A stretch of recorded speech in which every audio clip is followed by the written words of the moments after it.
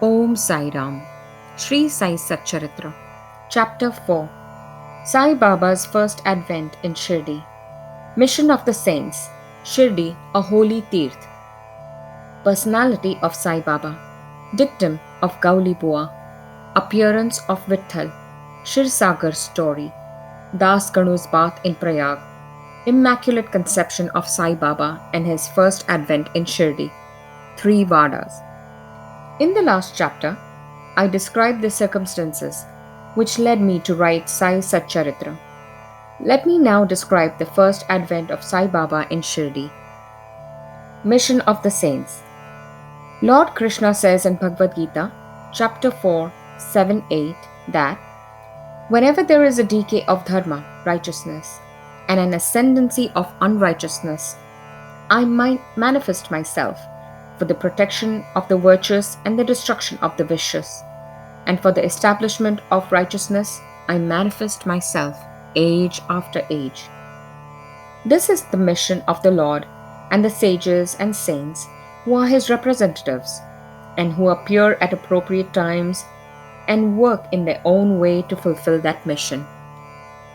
For instance, when the twice born, that is, the Brahmins, the Kshatriyas, and the Vaishyas neglect their duties, and when the Shudras try to usurp the duties of other classes, when spiritual preceptors are not respected but humiliated, when nobody cares for religious instructions, when everybody thinks himself very learned, when people begin to partake of forbidden foods and intoxicating drinks, when under the cloak of religion people indulge in malpractices, when people belonging to different sects fight amongst themselves, when Brahmins fail to do Sandhya adoration and the Orthodox leave their religious practices, when no yogis neglect their meditation, when people begin to think that wealth, progeny, wife are their sole concern, and thus turn away from the true path of salvation, then saints appear and try to set matters right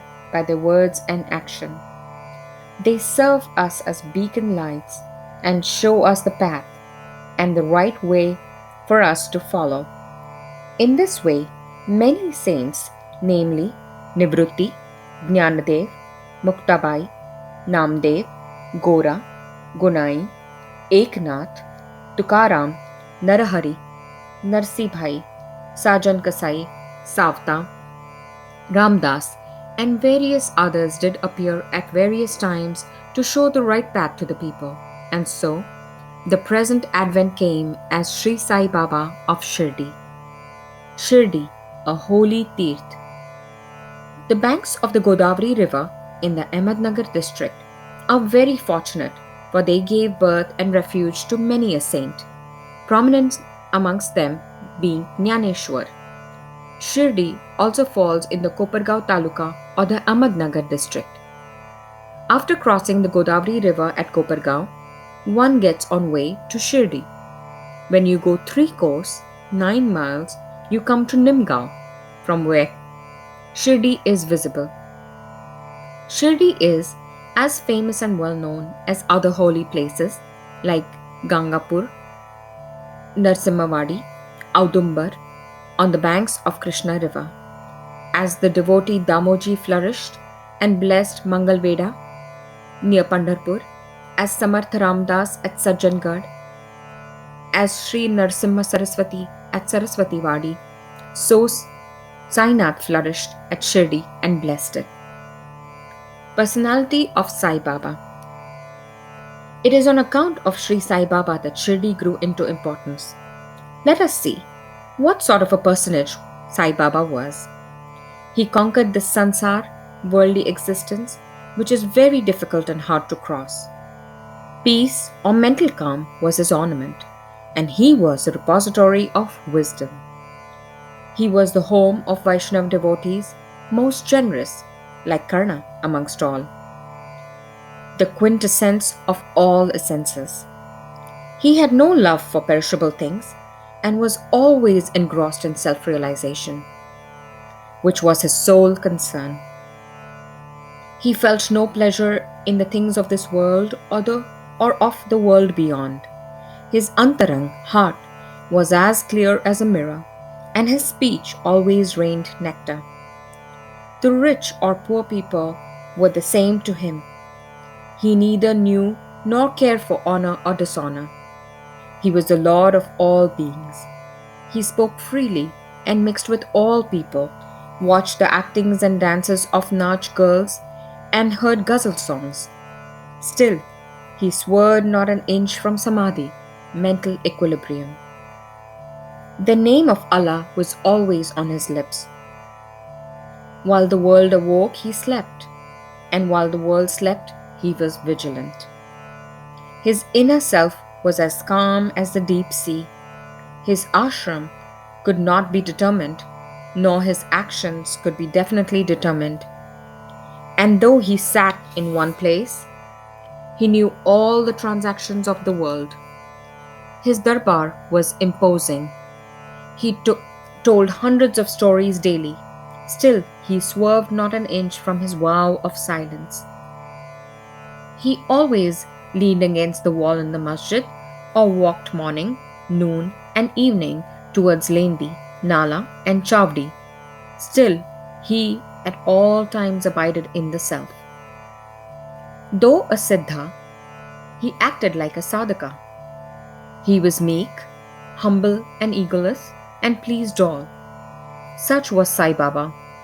And as the soil of Shirdi was trodden by Sai Baba's feet, it attained extraordinary importance. As Jnaneshwar elevated Arandi, Eknath did to Paitan, so Sai Baba raised Shirdi. Blessed are the grass, leaves, and stones of Shirdi, for they could kiss the holy feet of Sai Baba and take his dust on their head. Shirdi became to us devotees another Pandharpur, Jagannath, Dwarka, Banaras, Kashi, and Rameshwar, Badri, Kedar, Nashik, Trimbakeshwar, Ujjain, and Mahakaleshwar or Mahabaleshwar Gokarn. Contact of Sai Baba in Shirdi was like a study of Veda and Tantra. It quietened our sansar, world consciousness, and rendered self-realization. The darshan of Shri Sai was a yoga sadhana, and talk with him removed our sins. Shampooing his legs was a bath in Triveni Prayag, and drinking the holy water of his feet destroyed our sins. To us, his commands were Vedas, and accepting eating his udi, sacred ashes, and prasad was all purifying. He was a Shri Krishna and Shri Ram, who gave us solace, and he was a Parabrahma, absolute reality.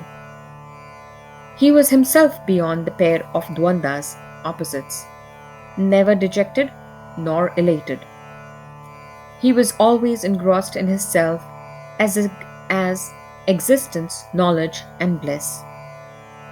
Shirdi was his center, but his field of action extended far beyond, to Punjab, Calcutta, North India, Gujarat, Dhaka, now in Bangladesh, and Konkan. Thus, the fame of Sai Baba spread far and wide, and people from all parts came to take his darshan and be blessed. By mere darshan, minds of people, whether pure or impure, would become quiet at once. They got here the same unparalleled joy that devotees get at Pandharpur by seeing Vitthal Rakhumai.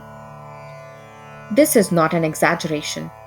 Consider what a devotee says in this respect. Dictum of Gauli Bua. An old devotee by name Gauli Bua, aged about 95 years, was a Varkari of Pandhari. He stayed for 8 months at Pandharpur and for 4 months, Ashad to Kartik, July to November, on the banks of the Ganges. He had a donkey with him for carrying his luggage and a disciple as his companion. Every year, he made his wari or trip to Pandharpur and came to Shirdi to see Sai Baba, whom he loved most. He used to gaze at Baba saying, "This is Pandharinath Vitthal incarnate, the merciful Lord of the poor and helpless." This Gauli Bua was an old devotee of Vithoba. and had made many a trip to Pandari, and he testified that Sai Baba was real Pandarinath. Vitthal himself appeared. Sai Baba was very fond of remembering and singing God's name. He always uttered Allah Malik, God is Lord, and in his presence made others sing God's name continuously, day and night, for all 7 days of the week. This is called Nam Sapta. Once he asked Das Ganu Maharaj to do the Nam Sapta. He replied that he would do it, provided he was assured that Vitthal would appear at the end of the 7th day. Then, Baba, placing his hand on his chest, assured him that, certainly, Vitthal would appear, but for that the devotee must be earnest and devout. The Dankapuri Thakur of Dakurnath, the Pandari of Vitthal, the Dwarka of Rachod Krishna is here, Shirdi. One need not go far out to see Dwarka. Will Vitthal come here from some outside place? He is here. Only when the devotee is bursting with love and devotion, Vitthal will manifest himself here, Shirdi. After the Sapta was over, Vitthal did manifest himself in the following manner. Kaka Sahib Dikshit was, as usual, sitting in meditation after his bath. He saw Vitthal in a vision. When he went at noon for Baba's darshan, Baba asked him point blank, "Did Vitthal Patil come? Did you see him? He is a very truant fellow.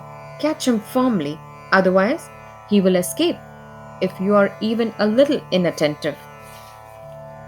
This happened in the morning, and at noon there was another Vitthal darshan.